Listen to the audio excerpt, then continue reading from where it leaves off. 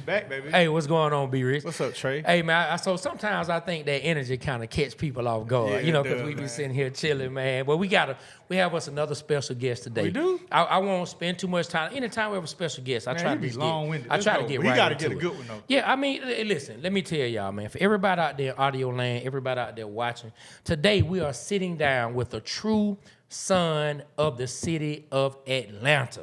Man, I'm talking about a Maize High graduate. Okay. Grew up in Southwest Atlanta. The Swats, that's where I'm from. Georgia Tech alum. What? Someone who has experienced all of the pain that we have as Atlanta sports fans. Okay, who we got? And someone who has grinded hard and became the 61st mayor of the great city of Atlanta. I do, man. A little bit. You know what I'm saying? A little bit. You know what I mean?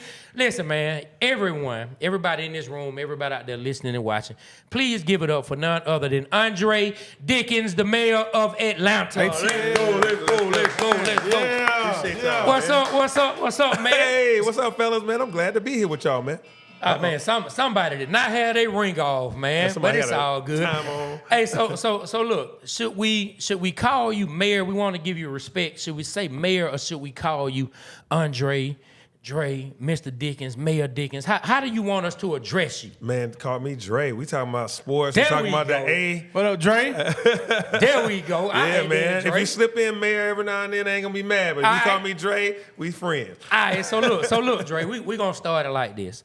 We're gonna do a little word association. I'm gonna give you a word, and I want you to tell me when you hear that word, what do you think about and what does it mean to you? Okay. All right, when you hear the word Atlanta, what does that mean to you?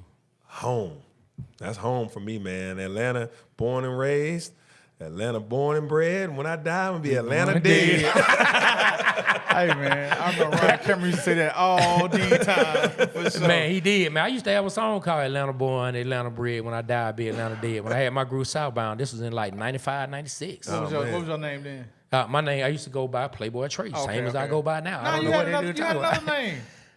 No, not at that time. I didn't. YBM? Not at that time. Oh, okay. No.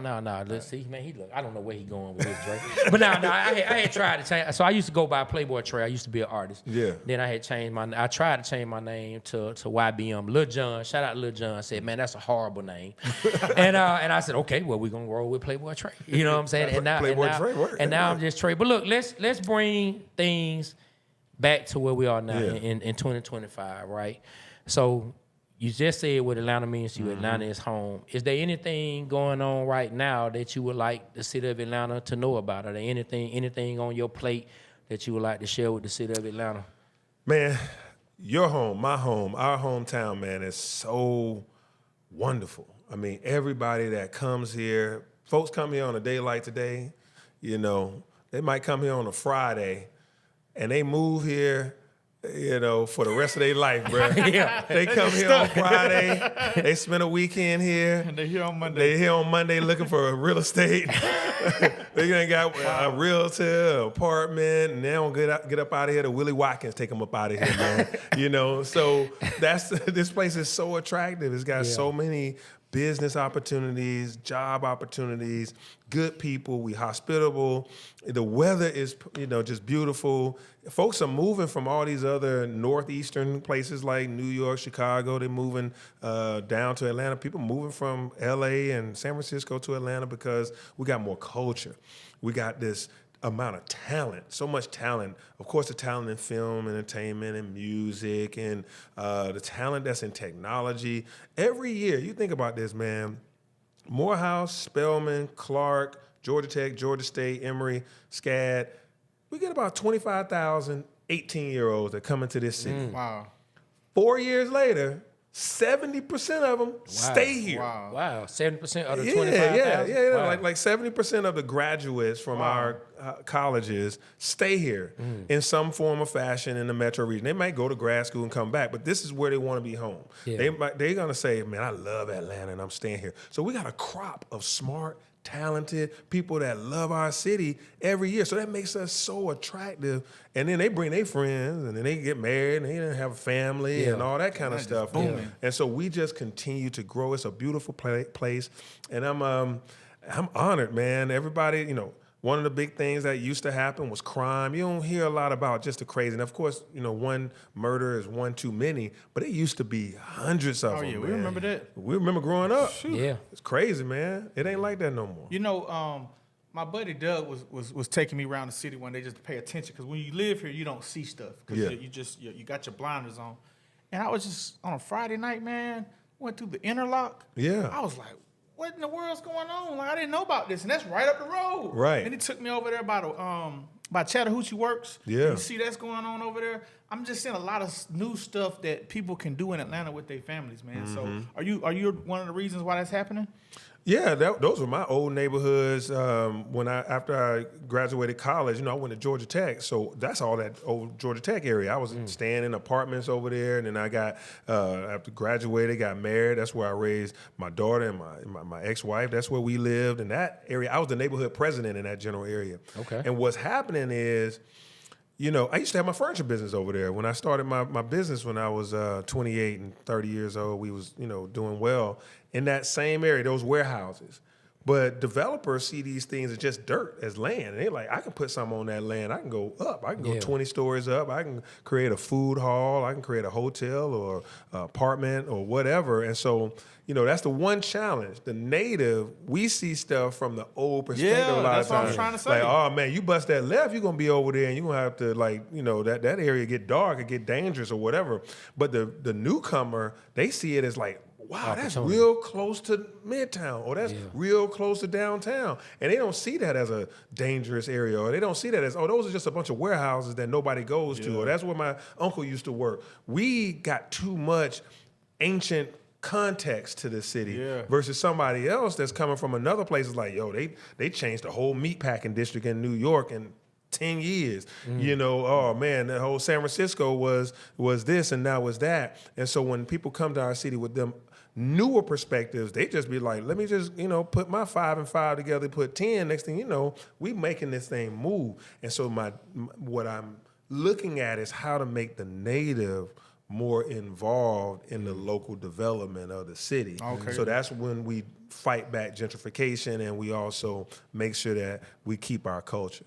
Yeah, because we have the two groups of people. We have people who say old Atlanta. Some people say new Atlanta. But at the end of the day, it's our Atlanta. It's our Atlanta. Trey, like what's really really impressive to me, and I'm starting to is the Beltline. Yeah. Like the Beltline seems like that's the new. And it's like I'm seeing how they go and take in one area, building up all these condos and businesses right there, and then they're coming over here to Bankhead over by the Trap Music Museum, and you can just see it. I see the vision, what you're doing. Yeah, and it's good, man. The nature, being able to get a walk. Right now, the West Side Trail of the Beltline, you can go from Pittsburgh down there in the south side of the city all the way up to Top Golf right now. Okay. Like up there by Huff and Chattahoochee. You can walk, you can ride a bike, you can take a stroller or jog or whatever. You can do that uninterrupted, like 7 miles of straight walking. And I remember when the Beltline was starting, it was started on the east side, and everybody was like, oh, they going over there on the east side, helping them folks and not doing what we, and I was like, when I got on that board, and I was like, nah, we got to do the west side, because I grew up on the west side, but the west side, we got to get this thing too, and we got to start developing the west side. And on the west side, we want lights, we want ours to have cameras for safety, and we want to finish this thing. And so now we are finishing out the Beltline.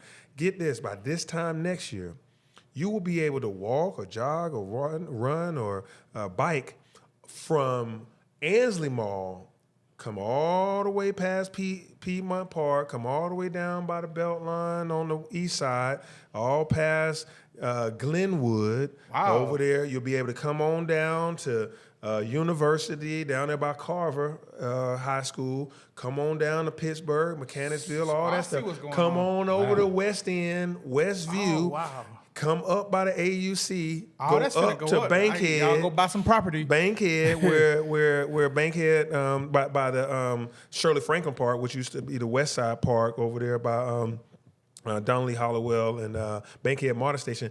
Keep on going to Huff, Howell Mill area. You'll be able to do that seamlessly, 18 miles uninterrupted. Wow. We are building it out, and that is going to make a big difference in people's route to schools. That's because you Southwest Atlanta, baby. SWATs, man. We're gonna make things happen. So look, let me ask you this. Since we talk about like the influx of people that we have coming in the city and just the perception of Atlanta period outside the city. Yeah. Why do you think some people don't see Atlanta as a great sports town or don't see Atlanta fans as great sports fans? Man, you probably like me, bruh. Since I was about 4 or 5 years old, man, I had on a Falcons hat, a Falcons jersey, a Braves hat, a Hawks jersey. Man, Dominique Wilkins still my favorite Hawk ever.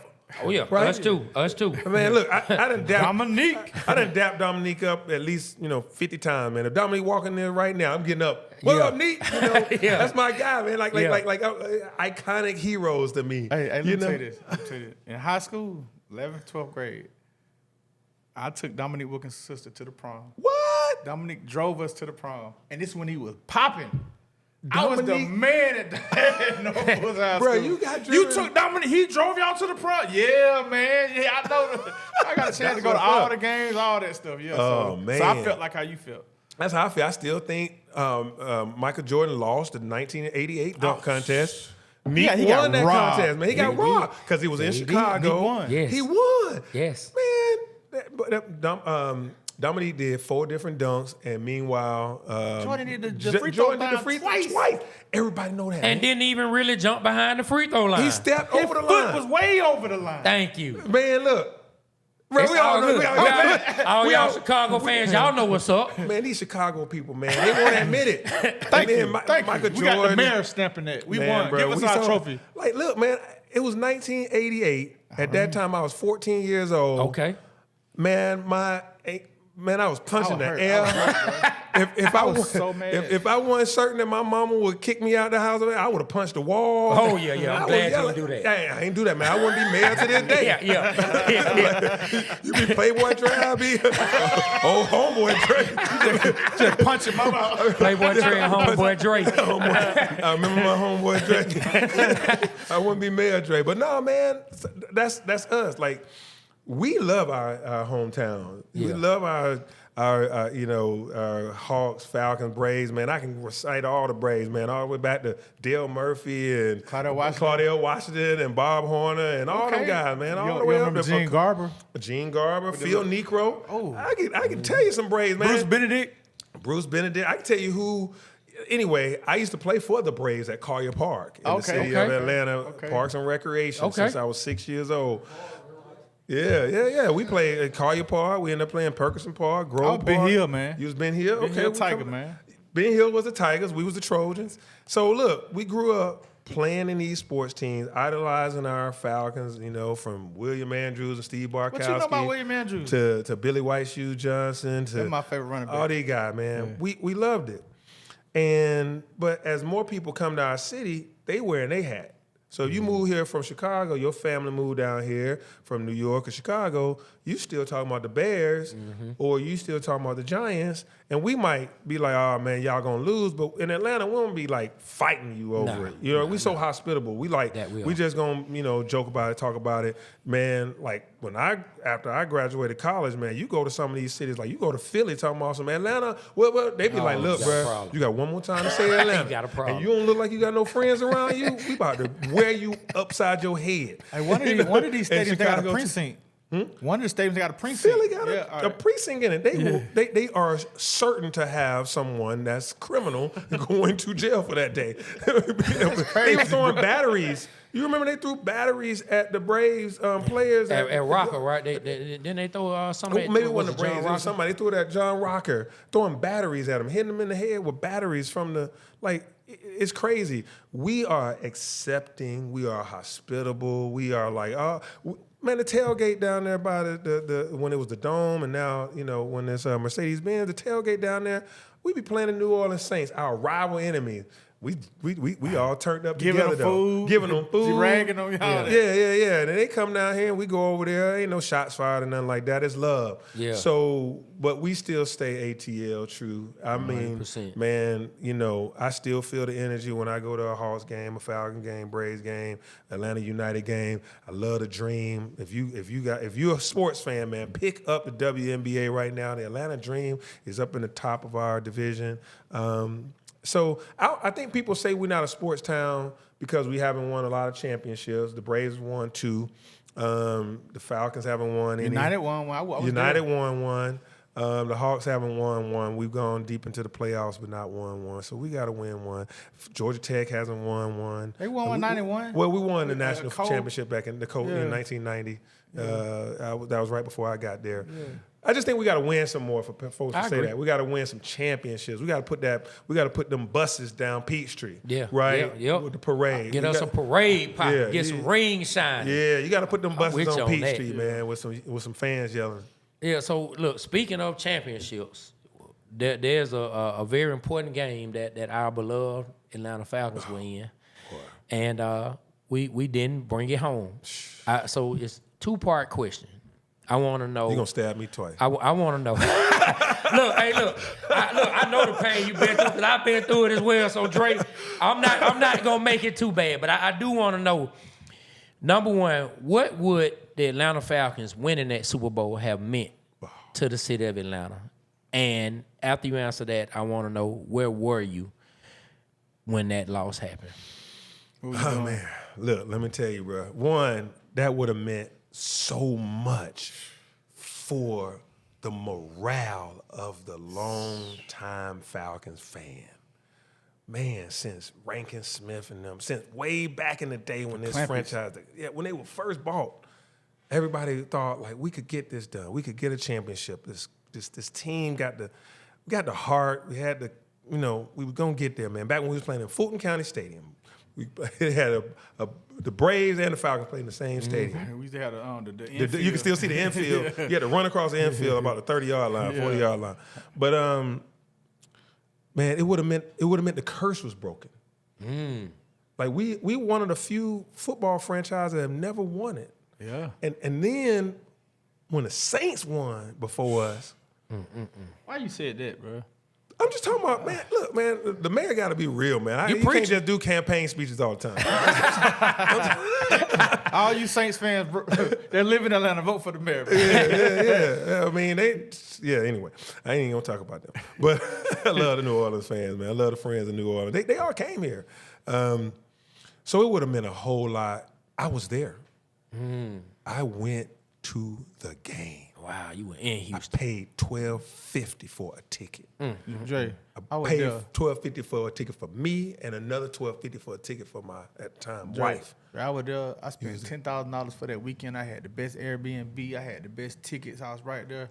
When I tell you, I'm sorry for taking away what you're saying, but when I tell you that it felt like a relative died the next morning, I couldn't sleep. The first person I saw at the airport, Ryan Cameron, and we was like looking at each other like, man, what the hell happened? Yeah. But keep going. Yeah, man. It was a hard drop. We were winning. Bro, I was talking big. You know what? See, that's why. I was the kiss of death. I was beside myself. I was in rare form. Now, mind you, I'm at NCR Stadium in Houston, and I'm a city council member. Kasim was mayor at the time. I'm a city council member, and we were able to buy a block of tickets. We had to pay for them, just so y'all know. I paid for my ticket personally. But the tickets was in the top section. Okay. They got 6 sections. Okay. I was on row S, and the last row was row T.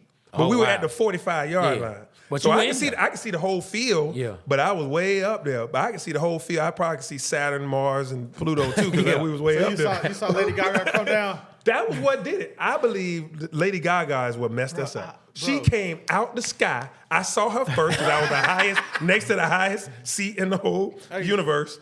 And she came out the sky. and we were up 28-3. Dre, I was like, we were going ATL, Julio, ATL. We had all our 3-word chants. Yeah. It was just going like any brother in Atlanta could come up with a chant, and we'd all just whatever. ATL, yo. Bro, it was like we were at a huge Atlanta pep rally while the game was going on. Yes.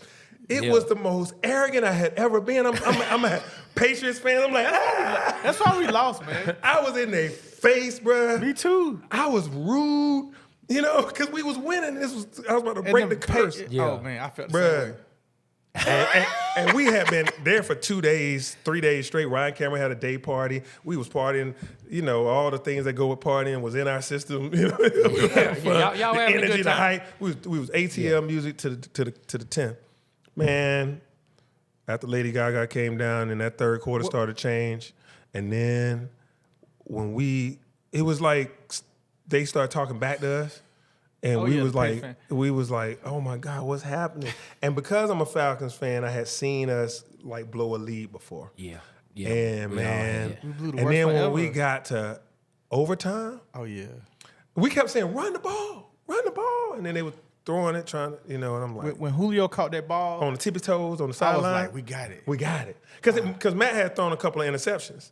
And then we got stabilized for a while, and then Julio caught that ball for the first down on his tippy toes right there at the sideline. And we was like, good, thank God. That's when we started back out Julio chant. We didn't learn no lesson about being quiet.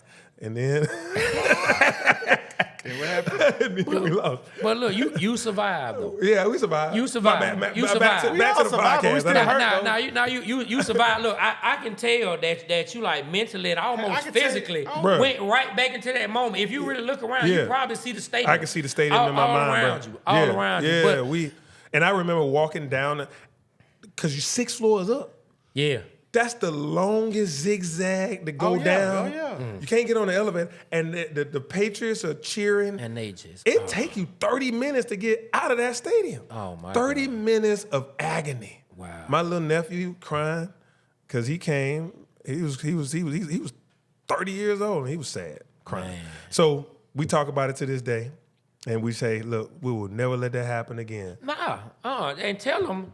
These 2025 Falcons now, I'm feeling pretty good about them. Yeah, so you share with us, how do you feel about this season with the Falcons?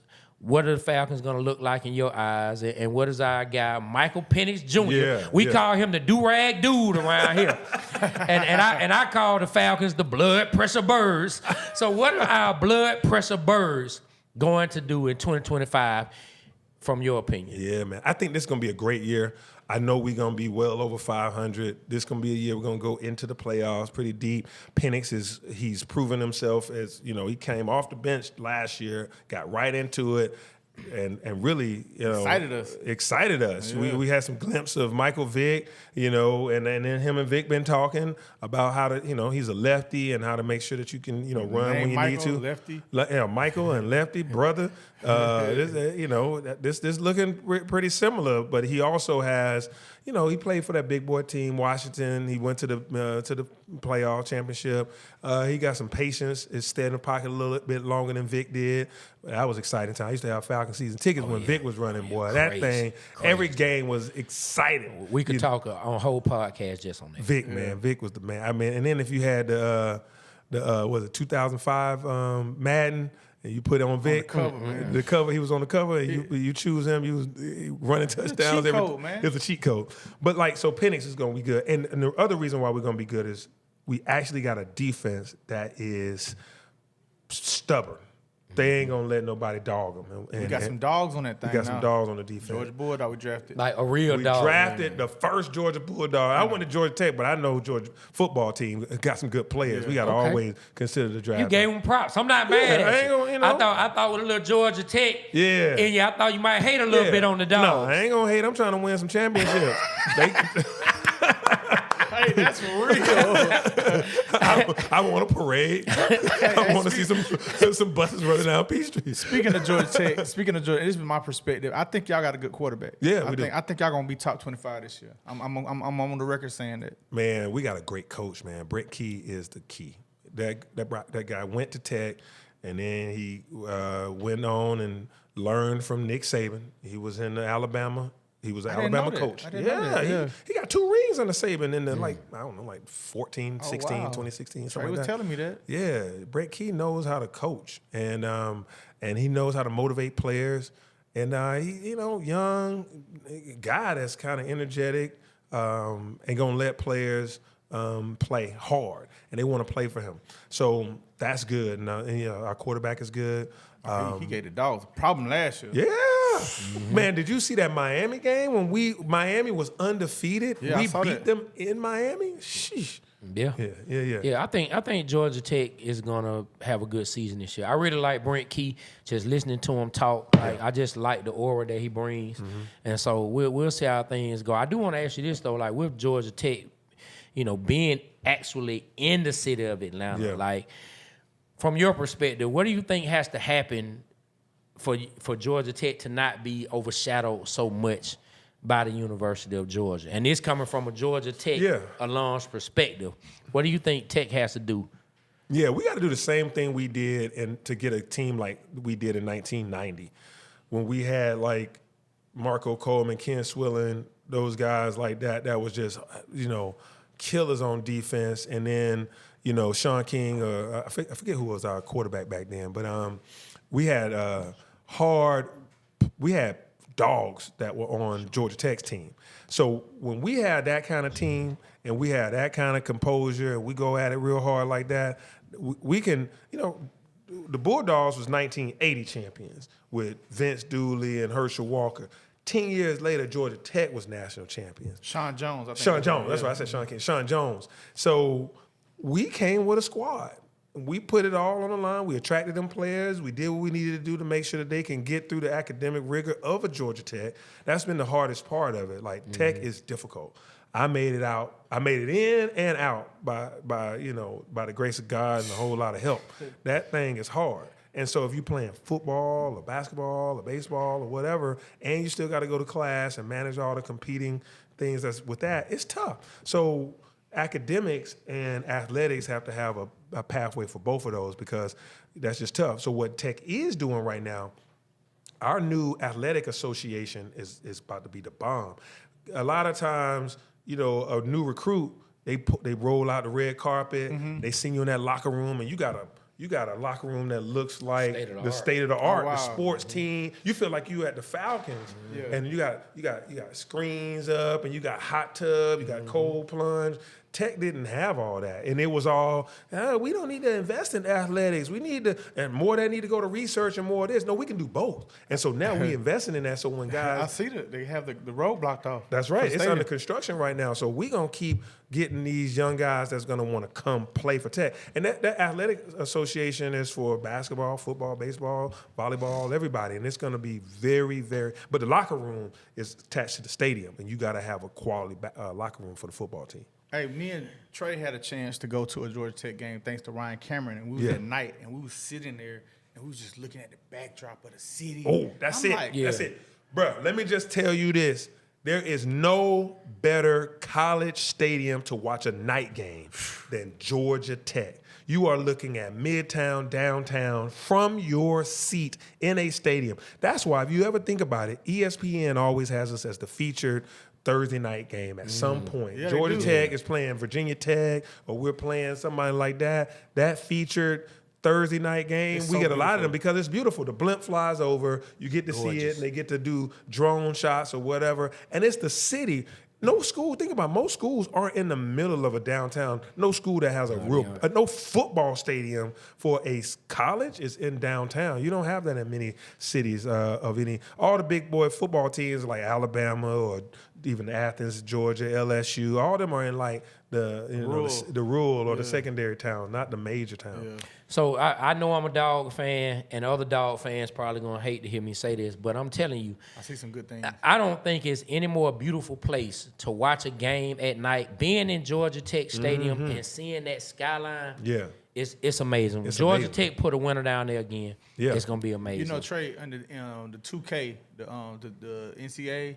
They even have the and when you play at Georgia Tech and you see the background, they even have it in the game. Yeah, man. So it's in the game. Let me ask you this. Let's pivot to some other things that's going on sports wise in the city. We know we have FIFAs here, especially next year we have the big World Cup. But right now at this moment we have one of the smaller tournaments with FIFA going on right now, and then we got the Super Bowl coming back to Atlanta. Speak on those things, if you would, and what that's going to mean for the city of Atlanta. The city of Atlanta is a sports town. Yes. We are a sports city. Thank you. Sports city. There ain't no city like us, man. Right now, like we got all the major sports teams, and then we have Major League Baseball All-Star Game is happening. Yes. In 2 weeks, we will have Major League Baseball All-Star Game. Ron Acuna Jr. say he gonna be in the home run derby. I saw that. That's what's Breaking up, news. man. Okay. That boy is a beast. That's a baller. He the best thing we got for the Braves. Yes. And then you come to right now, you got FIFA World Cup club matches are happening. Sunday game is going to be about 50,000 people here for watching Miami play. Inter Miami is going to play. I forget who they're about to play, but it's his old team, Messi's old team. Mm-hmm. And so that's going to be a big game. 50,000 fans are going to be here. I get to do the coin toss of that game. All right, then. I'm going to do the coin flip. I'm going to do the coin flip in that game. The perks of being the 61st man. Yeah, man. I'm an athlete, bro. I get to flip that coin and hard work on that thumb, man. But look. I ain't mad at you. Get out there and get your shine on. Get your shine on. Yeah, but then you also got, so the FIFA club is happening. But the FIFA World Cup 2026, Atlanta is one of the 11 cities in the United States hosting it. We got 8 matches. It's like 8 Super Bowls. Mm-hmm. Them matches are going to be 80,000 people in the stadium. 4 billion people around the world will be watching. It's the largest watched sports event in the world. Because we grew up, we didn't play soccer like that in America and definitely not in Atlanta. We're growing in it. But the rest of the world, you put a ball and a net up and you go every day across the world. The athletes that make the most money in the whole world are soccer players from over in Europe. Ronaldo, you're talking about the highest Instagram accounts is soccer players. Yes. You know, that's crazy. Like it's crazy. I didn't know that. Yeah, soccer players, they get the most money. They have the most fans. It's the most endured sport. It's the longest running sport. You know, America, we've created these sports but we're a young country. You think about these old European and Latin American countries, they've been playing soccer for, centuries. And so FIFA World Cup is going to be huge. It's going to mean a lot of money for Atlanta at hosting 8 of these matches. And we have the semifinals. So the semifinals are going to be the most watched sporting event in the history of the world when they're watched here in Atlanta. Wow. And then the finals will beat us because the 5 or 6 days later, it'll be the finals. But still, for that moment in time, the whole world is going to be watching Atlanta. Hey. We got Jermaine Dupri. He did the soundtrack to it. You ought to check it out. Okay. We got our own, what we call unique sound. It's called a sound ID. So when they're like, let's go see how the matches are going in Atlanta, and start playing that ATL, ATL. Hey, it's a marching band with a deep drum beat, like an Atlanta beat. So he did his thing on that. Dallas Austin, I should have said, not Jermaine, but Dallas Austin created that. And so it's dope. And so it's going to mean economic opportunities for these small businesses here. When all these folks come into town, these delegates of these, if these countries are here, their prime minister, their leaders are going to be here, their dignitaries, their big business people. They're going to need limo services. They're going to need private security. They're going to need catering.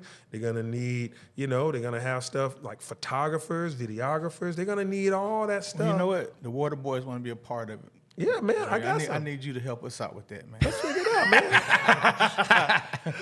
We holding you to it. Go, man. We figure out how y'all podcast or whatever. But then also the Waterboyz, the young men making money. We figure out how to do that in a proper context, man, because same thing that we're doing now with the Waterboyz, the same thing we need to be doing then is making sure that they are able to make money out of this in the right way. In the right way, for sure. Yeah. So it's big, man. Atlanta keeps getting shows. Then we got 2031. We're going to be the Final Four is going to be here. Oh, wow. Yeah, 2031, the Final Four. In 2028, we got the Super Bowl.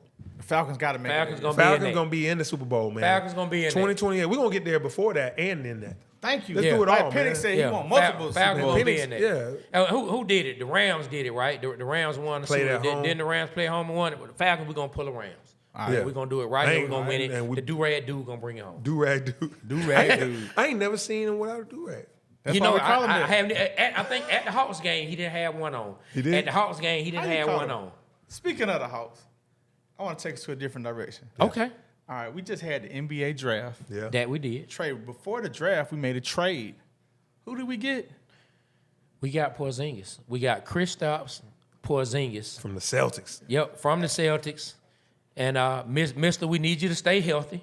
Yes, we need him to stay healthy because he finished a portion of his season. But he was a reason. He was like the icing on the cake for Boston Celtics winning the championship. So my question is this: Trae Young. We all love Trae Young. Mm-hmm. We don't want him to go anywhere. Seems like the Hawks are making the right decisions the past couple months.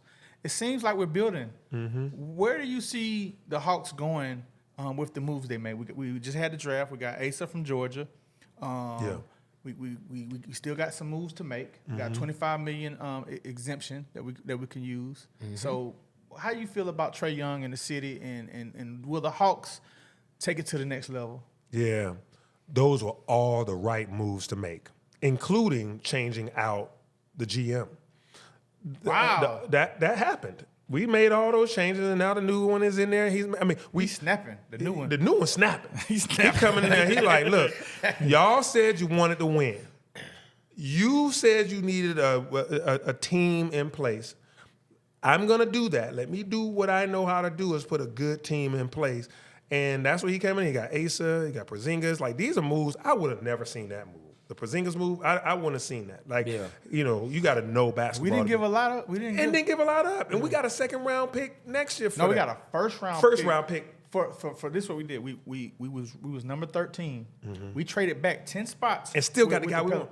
Got the guy we've been looking at, and we got a first-round pick unprotected from the Pelicans. That's a move. That's what a good GM will do. He came up with a plan, a draft plan, and executed it perfectly, probably better than other guys anticipated. Got the guy you wanted and didn't have to give up nothing to get it, and you got a first-round draft pick in it. Awesome deal making. And so I believe that, you got Trae. Trae just needed more pieces around him. Thank you. I love DeJounte Murray. Still think his game is sharp, man. That boy can shoot, he can ball, but it was only one basketball and two ballers. You can't have both of them there. You need to have a big man down there or somebody on the wing that can get the ball. Go ahead. And so Dre. now we about to move this thing around a little bit. Once they get the balling together, get them playing together over the summer to get ready for the fall, I think we're gonna be hooping. But the other thing is the team, the Hawks ownership, they have cared so much about the fan experience, the environment, the fun, the community. They've done all the right moves except for putting the best product on the court. Now they got the right players, and I bet you they still got a few more moves that they're making that I won't even be able to see, because that's their level of business that they're going to be moving on. Once they get the product on the floor, because the fan experience is number one. Fan experience. We got the number one fan experience by everybody's ranking and rating. Wow. It's crazy in there. Yes. You know that. The games are amazing. You're having a good time in there. The food is great. The atmosphere is great. Everything is going well. The stadium is dope. And and then that doesn't make everybody watch the game, because don't know if you're gonna win or lose. But if you got a product on the floor that's looking like 60 wins, folks gonna be like, "Hurry up, get back with my popcorn! I'm running back to my seat because I want to see the game instead of just politicking in the corridors and in the suites." I agree. I say all the time, if you put a winner on the court, there will be you will be hard pressed to find a better place than an Atlanta Hawk game on a Friday night, Saturday night. If you put a winner on the court, you would be hard-pressed to find a better environment when another big dog comes in to play. If the Hawks are winning and sharp and balling, when another team comes in as well, you'll be hard-pressed to find a better environment. Hey, Trey, look, man, when we played the Knicks in the playoffs, and it's Black Hollywood out here, man, being at State Farm Arena, man, it is the place to be. It's like the old Forum, man. If we could just put a consistent winner in Atlanta for the Hawks, I'm telling you, man, like you said, it's going to be the best place to watch a game. Them floor seats of Atlanta Hawks games, you're looking at celebrity, leader. You got like 2 Chainz, Quavo, you got Kim down there. You got Boosie, man. Shout out to Boosie, man. And you got some business leaders that everybody don't know. They owning them seats down there. And it's like, it's like, man, you go to a Hawks game and they shouting out Falcons players that's there. They shouting out actors and actresses. It's Hollywood. It's, So look, we talking about environments. So I'm gonna take it away from the pro game, but we still talking sports environments, right? It's no crazier environment. You know what I'm saying? I married into the rivalry. I went to McNeil. I grew up. That's all right. I grew up off Gresham Road. East side, you know what I'm saying? Yeah. So from East Road, 30316. You know what I'm saying? Southeast Atlanta. But anyway, my wife went to Douglas. Yeah. Right. It's no crazier environment than a Maize and Frederick Douglass football game. Boy. Tell me, from your perspective, Dre, what do you think makes the rivalry between Maize and Douglas so special. Man, first of all, shout out to your wife, man. She made it out. She graduated from that terrible school. I'm proud of her. Shout out to Pam. I'm proud of her, man. That tickled him. Her about 6 other people I know actually graduated from that school. Can't wait to clip this 7 of y'all actually graduated, man. God bless y'all. Shout out y'all, to our producer Doug. I'm North Fulton, so I ain't got no state. North Atlanta. Man, y'all class reunions be like just one person graduated out of 400. No, I'm just kidding. Dang, Doug. Stop my shot. Go ahead. Maize and Doug. Maize and Doug. What makes that rivalry so love special? each other, man. Most of the time, Maize was the newest school. When I went to Maize, it was only 10 years old. It opened it was only like 7 or 8 years old when I got to Maize. So it was the new kid on the block. We all would have been going to Doug, so we went to Maize. So a lot of times our older sibling or our aunts or uncles went to Doug and we went to Maize. So it was already kind of a built-in rivalry, like, oh, y'all get to go to the new school. Y'all think y'all all that. Y'all got, it's pretty up there. Y'all need to be like us at Doug. So it was that, and it was... What really started it was Maize was allegedly the pretty boys, the newer Cascade kids, and Doug was still everybody else, which was still great parents and great kids. But it was like Maize had the powder blue and the gold, and Doug tried to sun them like, look at these pretty boys, and Maize held their own, right, in football and in basketball. But it was really from a optics perspective, and y'all got it too good over there. Y'all are like a little private school that's a public school, so it was a little bit of like dissing, like, we ain't had no old alums. It was, your new school. Wasn't no class reunions. When I went to Maize, there was no 10-year class reunions. There wasn't nothing to go to, but it was new. Yeah. So you was getting, like it was like that, like a little tough. But then after a while, Maize won a few, regional championships, national, state stuff, and Doug really had a great route of basketball players going to like Georgia Tech or Georgia or wherever. They was putting up numbers. And football, we had like... You remember Damian Pierre? He had the ball. Quarterback Damian Pierre for Doug. You probably don't remember him. Keep going, though. I don't remember him, but I know that a few Doug folks did go to the league. Brother Lewis went to Jamal Lewis. He made it to the league and played plenty of years at Baltimore and other places. So it was good, man. I mean, it's a rivalry, and the bands, and the cheerleaders, they be going at it. The team on the field is playing hard, and the alumni don't know how to not get into that. Like we'll be 30 years alum. And we acting like we still in school. Man. We dancing, we yeeking, we doing our old dance routine. Speaking of that, you was a yeekster. I didn't brought up the yeek era, man. Tell us about that, man. You was out there yeeking. hey, a lot of people don't know. Like, we grew up together. My cousin Otto. Him and Otto used to have a group, man. Yeah. I forgot the name of the group. It was called like... It was Off Limits. Off Limits.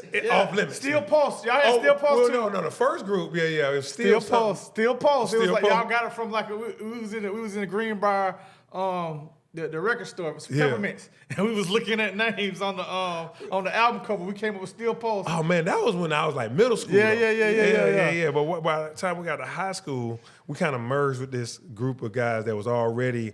They was 1 year older than us, so we kind of joined their group. So can you still yeet? I ain't yeeked in a while, man. The way my job description is lined up. You gotta break it out, man, with the parties, man. Drake can dance, man. Them boys can get down. The way that they got TikTok now, they got Instagram, they got podcasts. I think you'll go everywhere. It'd be everywhere. You'll be on CNN first thing. And somebody will be like, "We love that about our man. He from the A. He know all our dance moves." Somebody else will be like, "Hey man, you need to not be out there yeeking. You need to get out there and fix that pothole."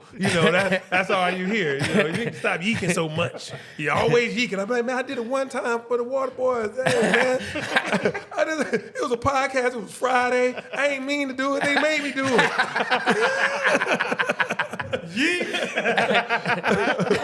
Now that is too funny. Look, we just about at our time. Yeah. And we definitely want to say we appreciate you sitting down with us, Dre. Yeah. we had some questions about young creators and people that are making their way up. Are there anything that is there anything you can share with any young creators out there that may have programs or grants or things that they can tap into that can city of Atlanta can help them in any kind of way, any creators that we have in the city of Atlanta? Hey, man, that's what he's trying to say, man. Is there anything that you can help the Waterboyz with for getting some grants, man? I wasn't trying to ask that, but I am. Like, I wasn't trying to ask that on air, but... We trying to make this work, man. We want to be big in Atlanta, man. We're the #1 sports podcast in Atlanta, and we would love to know how and we're talking for everyone else, how creatives can, because you was at the Butter event at the State Farm, and I heard you say something about funding for podcasting and entertainment and things of that nature. How can we tap into that? Because I don't know how to go about doing that. Yeah. So one thing, man, is Atlanta is a creative culture. We got a lot of creatives. We got a lot of we give our culture away a lot of times too easily. So we want to make sure that the creatives, the music, entertainment, film, podcasters, all the folks that create this content that the world is consuming and actually copying a lot of times, to be able to, we benefit from it. You profit from it. You hire people and generate economic benefit from it. And so what we got is via Invest Atlanta, which I'm the chairman of the board. You can go to investatlanta.com, as well as the mayor's Office of Film, Entertainment, and Nightlife. We have some things that we can help you be able to venture into, how to get support for grants, loans, and really the other thing is just opportunities. Whether that's, sideline podcasting at events that we may have, or some other things that you might come up with that I haven't even thought about. But we have a team of people that's really dedicated to making sure that our creative economy benefits Atlanta and not everybody else. One of the things that we find is, we start a thing and everybody else is copying it, or we say Atlanta influences everything, and it's true. But Atlanta doesn't benefit from everything it influences. People be utilizing. That's a bar right there. That is a bar. Y'all record that. Let me say it to the camera. Say it one more time. Atlanta influences everything, but Atlanta don't always benefit from the things it influences. And that is a tragedy. When we grew up and you listening to New York rap, they was like, the Bridge, Brooklyn, this and that, and they was generating their own economy, and we were just we had to buy their music. We had kilo cocaine. Yeah, we had kilo cocaine and America has a problem. Dancing. All that. Yeah. But my point about that is we had to buy New York's music. Yes. People get our stuff for the free. And they come down here and they talk like us and and I think that we have to preserve our stuff and benefit from it. And then, a lot of folks come down here, they drop right out the sky, right into Atlanta, start, showcasing what Atlanta's doing, making money off just highlighting Atlantans doing great creative stuff because they know how to produce it and get the, maybe get on air or get the product to the masses. Yeah.